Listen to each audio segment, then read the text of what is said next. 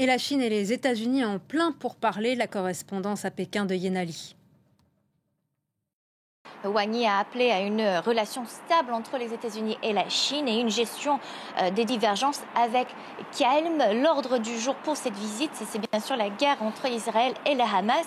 Washington souhaiterait que la Chine utilise son influence pour apaiser les tensions et éviter un conflit plus élargi dans la région, puisque Pékin entretient des relations amicales avec Téhéran, un régime qui soutient le Hamas et le Hezbollah, et parce que le président Xi Jinping s'est montré de plus en plus intéressé par la région et aussi par le conflit israélo-palestinien. C'était en juin dernier lorsque le président Mahmoud Abbas était en visite officielle ici à Pékin. Puis le Premier ministre Benjamin Netanyahou était censé venir ici aussi ce mois-ci et c'est une visite qui a sans doute été reportée jusqu'à nouvel ordre. La guerre en Ukraine serait aussi un sujet à aborder entre ces deux pays. Puis il y a des questions qui les touchent beaucoup plus directement, telles que les conflits territoriaux en mer des Chine, puis la concurrence technologique et économique entre ces deux grandes puissances. Leur rivalité se poursuit sur tous les domaines, mais à ce jour, leur relation semble relativement apaisée. On parle déjà d'une potentielle rencontre entre les deux présidents Xi